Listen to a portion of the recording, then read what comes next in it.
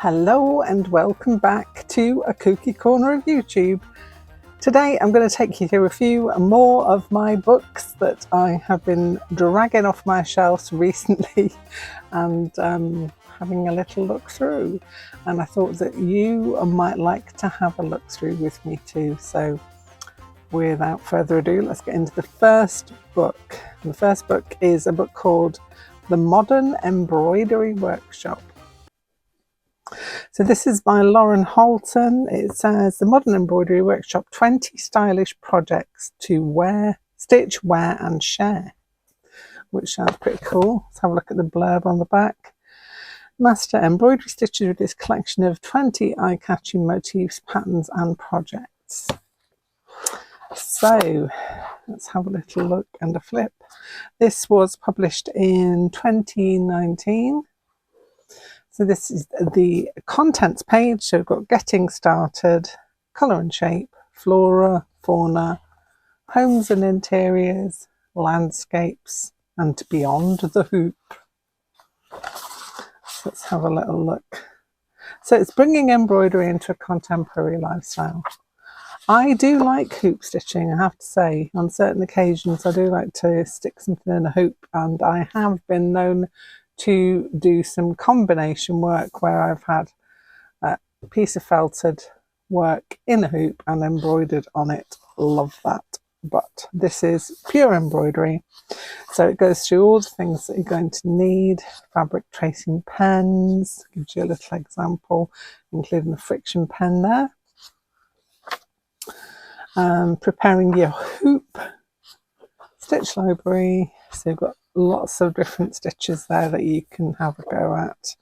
Couching stitch, which is what you'd use for your thicker threads.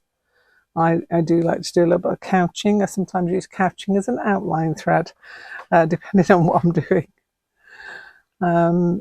So yeah, colour palettes, that's another interesting thing to look at. So where was that? Creating colour palettes.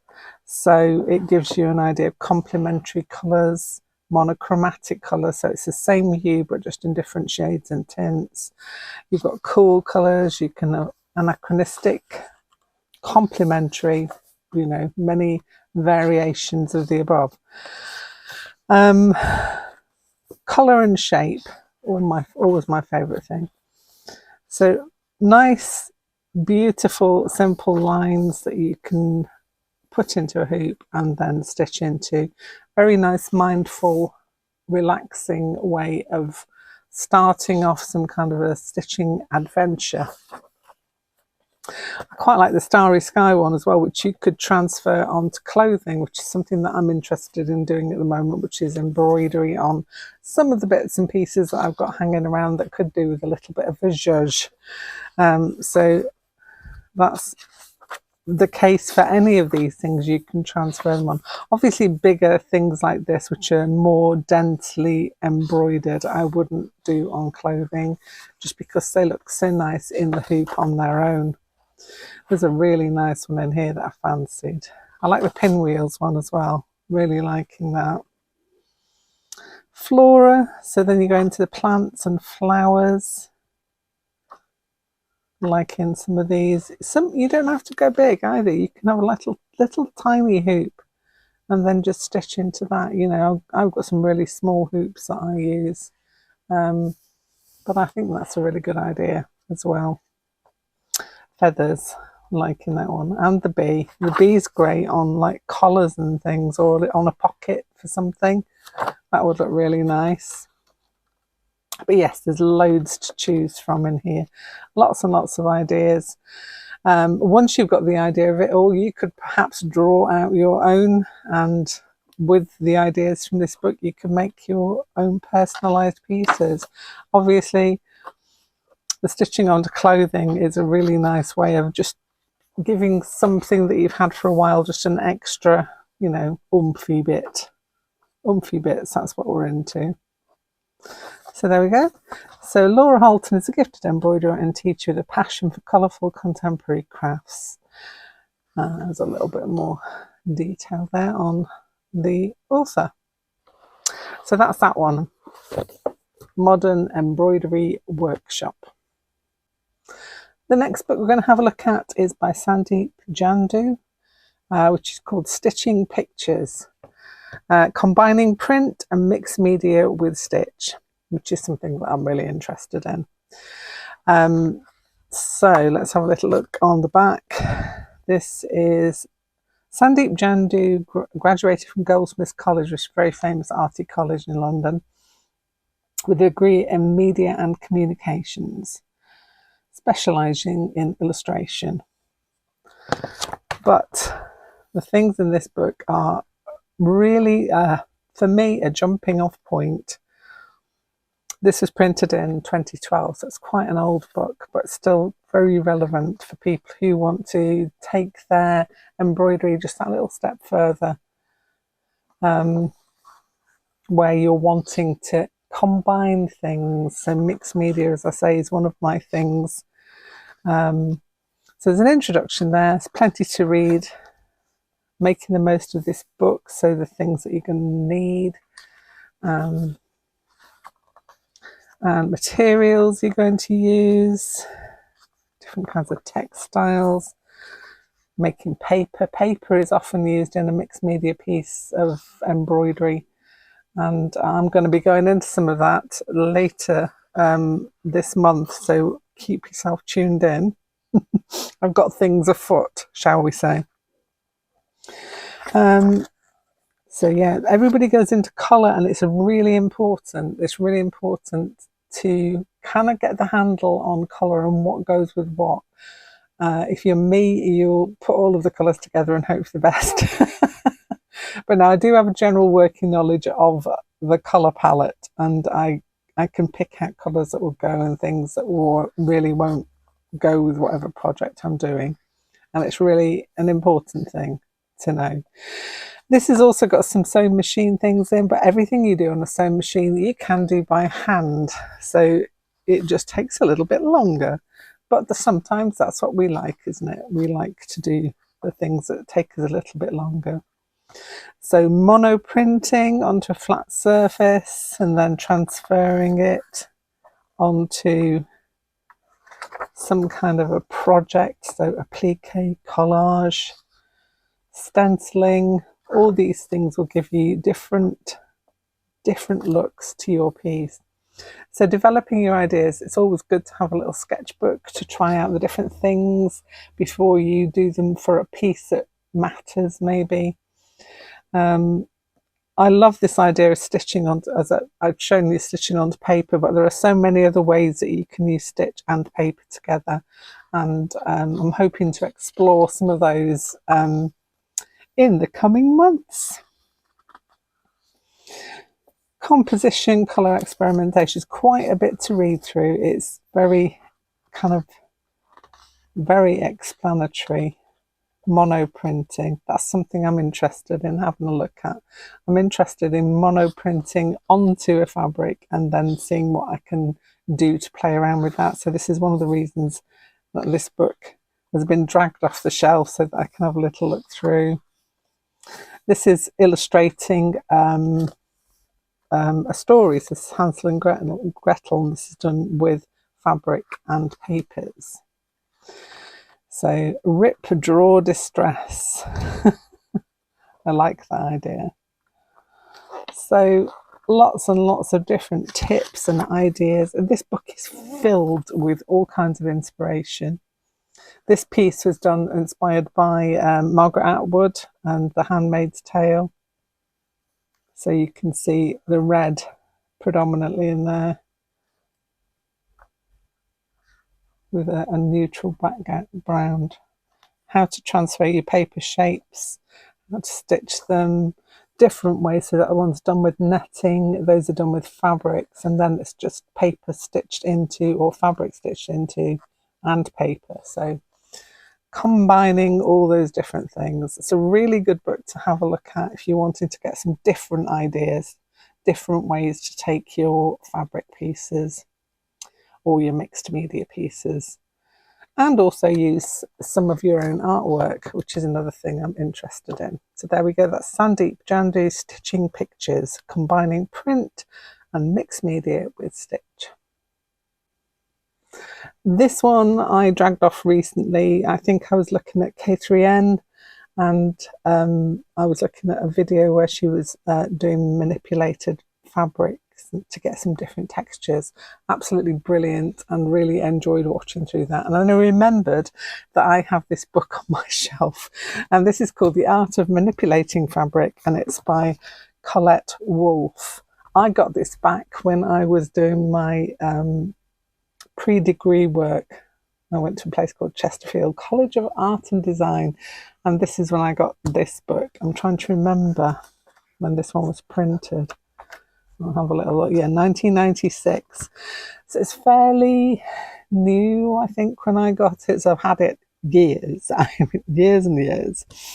So it's quite an oldish book, and I'm not going to say, no word of a lie, there are no colour pictures in here. So if you're liking the colour, it's more of a technical book, but it has so much information about manipulating fabric in it. It's a really good buy and a good read if you're interested in getting texture and ways to do that within your pieces.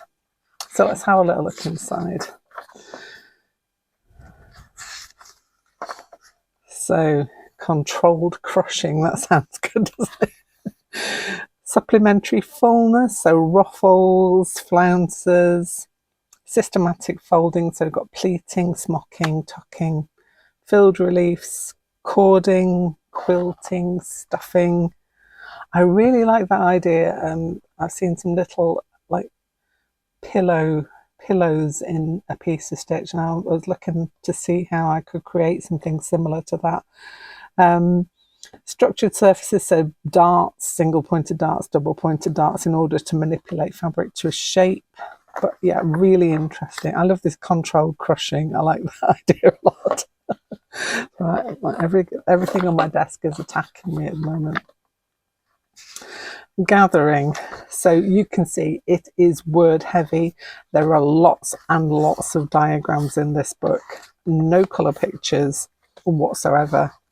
Not even one, but it is very, very detailed into the ways to manipulate a fabric to get a desired outcome. So I would very much recommend this for people who are really into, you know, just getting deeper into how to make fabric do what you want it to. I mean, look at all these beautiful like gathers and things, and how to get this kind of a texture on your pieces. As I say, very, very in depth. I love these ideas. I want to find the one with the pillows on it that I really enjoyed looking at. It's got to be somewhere here. I can't remember it being at the back. Also, the stuffing as well of fabrics. So it's like a stuffed applique. Here we go. So stuffed quilting. Let's try and find some. Here we go, like this kind of thing where you're adding something into it and stuffed from. And this, dear reader, is where my microphone decided to die. So I am basically showing you all the different stuffed applique techniques which look phenomenal.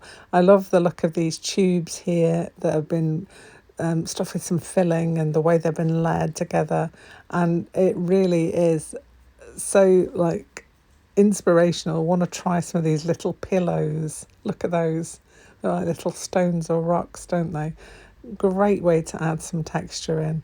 That, the biscuits, I love those so much, so I really want to try those. The rest of it is just me waffling on, so I'll just let this run to the end of it. Hopefully you'll enjoy having a look through this book at some point yourself. The next one, by way of complete contrast to the one we just looked at, is Rebecca Ringquist's Embroidery Workshops. A Bend the Rules primer with a real cloth sampler to stitch. I'm going to show you that in the back in a moment. The photography in here is awesome and the pictures are amazing. I love the end papers with all the stitching on. Really cool. But look at this. Wow. If that doesn't inspire you just looking at this, it's, you know, oh, it's just, I want to grab some thread and a needle and start stitching. That tin of beautiful silk. Oh, how cool. So that is the back of a piece of work. Look at how stunning that is. I'm very much a person who doesn't really look at the back of my work, but looking at the back of this, I'm thinking, wow, that is stunning. So it's a great book. It goes through all the different threads you can use, thick lines, thin lines, different kind of needles you can use and what they are for. I had so many people who contact me asking me about needles. Needles have to be fit for the purpose that you wanted them for. So for going through thicker materials or for pulling thick threads through, then you're going to need something with a bit of an eye on it. Chenille needles. I've got a large eye and blunt points, so they're recommended for counted thread work. Oh, sorry, no. What am I saying? Sharp pointed. Chenille needles are sharp pointed, whereas tapestry needles have got a blunt point, so you can see by that picture there. If you are trying to get some detail work with a tapestry needle, you're not going to have a good experience. So it's a really good idea to find out which needles work for what fabrics and for what effect you're trying to get, and then buying yourself a good set of needles. I really can't stress that enough. If you're trying to do some embroidery with a cross-stitch needle, it's not going to end well. So it's a really good idea to have a little read through these things. The different kinds of scissors. Embroidery scissors, I have a few different types of those that I keep with different kits that I carry around with me. Embroidery hoops. A hoop is a choice. It depends whether you like to work with a hoop or not. Some people like them, some people don't. I like them for certain things, and then for other things, when I'm wanting to relax, I tend not to use one. But it also depends on fabrics you're using and, again, what kind of a result you want. Thimbles. Talking about thimbles, I am not a thimble user. I can understand why you probably either love or hate thimbles. I don't hate them, I just can't use them. I'm a bit like a dog in socks when it comes to wearing a thimble. I tend to use any other finger to push through the needle rather than the one with a thimble on. That's just me. I'm a bit weird. Sewing machines. So she said none of the projects in this book require a specialised sewing machine, but you can use them if you want to. I mean, there's no problem with that. If you like to do some stitching and you want to get the main bulk of a certain piece out of the way, then, you know, go for it. Different kinds of fabrics, finishing materials, so staple guns, grommets, grommet pliers, hammers, stretch bars, all those things. And then into the stitch. Look at all those different, it's like line widths of stitch. Look at that. It just shows you we can get right up to a chunky knit there on that bottom line. Decorative stitches. So going through different kinds of sewing machine stitches if you want to try using your sewing machine with some of these. And this is a sampler that's in the back of the book, but I shall show you that in a moment. But then she goes into lots of different projects of how to expand your idea of what you can use your pieces for, giving you a little project to work along with. I love these portrait napkins. I love these so much. Interesting. When I was a kid, I had a set of Holly Hobby paper dolls. Well, my mum had a pattern to make the Holly Hobby dolls, and she actually made me one. She made me like a little Holly Hobby rag doll. Oh, I loved it. I wasn't really a doll person as well, but I did love that because she'd spent so much time making it for me. So I've got needle cases, contour line drawing, which you can then stitch into. I think that's a great way of a little bit of mindful stitching. So yeah, lots and lots and lots of beautiful pictures, lots of information, and just really a proper workshop book. to look through. And this is the little bit at the back that's got a sampler inside it. I'll just get that out and show you. This is on kind of like a fine calico or muslin if you are in the US, and obviously gives a little bit of an iron before you start it, but it's got all the stitches there for you to try, and then you have a little sampler of all your stitching, which I think is really cool. Very cool idea. So that's a Rebecca Ringquists Embroidery Workshops. And my last set of books come as a trio, just because they're all by the same author and they give you lots of insight into ways of working with, for something that is really important to me, looking at all the beautiful pieces that give you inspiration. I just look at this cover and I'm inspired by the colours. You know, I am a real visual colour person, so that's something that gets me.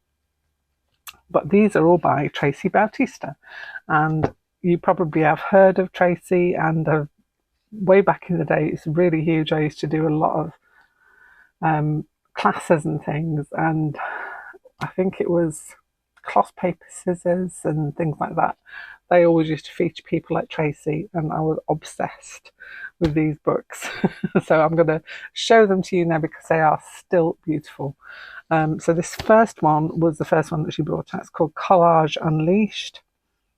Paint, bind, stitch, play. Yes, please. I would like to do all of those. Again, beautiful, beautiful picture work. Lots of information on different techniques. So crayon techniques to use. I love these. Oh, I think I made some of these at the time. It was some crayons and you melted them down. It was like old bits of crayon, melted them down with some mica flakes and things, and they were great. So then you could melt them down with a travel iron and paint them onto things. Oh, I had such a time. Such a messy, wonderful time. Fabric, surface designs on paper, making their own printing stations, your texture toolbox, digital photos and scanning them. I remember this about Traci. She used to take pictures of her artwork and then work back into it, and I thought it was such a clever way of working. Calligraphy, letters on fabric, transfer. Oh my gosh, so many beauties with this. Using words and symbols. Washed photocopy collage. Lots and lots of techniques to get your teeth into here. I love that little collage flower. So sweet. Papers, binding. So if you're into paper, fabric, making books, making tags, going crazy with paper and fibres, these are the set of books for you. And there is so much to unpick here. I can't even. And in the back, she'll give you a list of things that you can photocopy and use for your own pieces if you want to. You know, you've got things there or ideas. Really cool book. So that was Collage Unleashed, and that was followed by Doodles Unleashed, which is mixed media techniques for doodles and mark making and lettering specifically. But again, the same kind of technique. Lots of information, lots of things that you can use in order to get some of these techniques. Look at that. All the colours.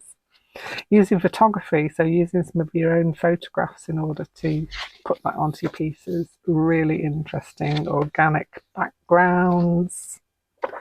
Oh, patchwork, free motion letters.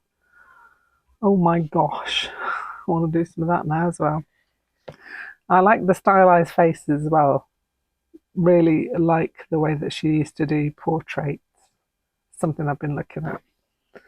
So I love this fashionista photocopied face. So recycle, reuse, photocopy. Make a black and white photocopy of one of your original face paintings to use as a base for a new one. I absolutely love that idea.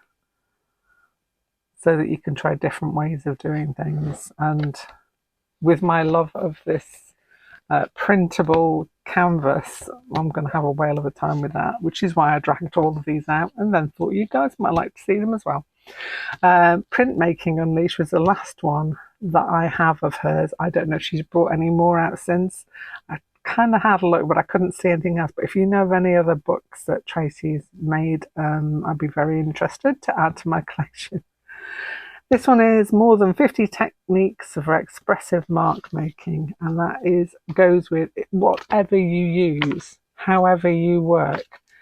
Traci's got you covered, basically, because all of these techniques you can mainly use interchangeably between fabric or paper or both. Hot glue stencils, I have done that before, where you draw stencils out with a heat gun and then you can use it on your jelly plates or as a resist for something else. Stamping with hot glue stencils, she's got you covered. My girl Traci, she's got you covered.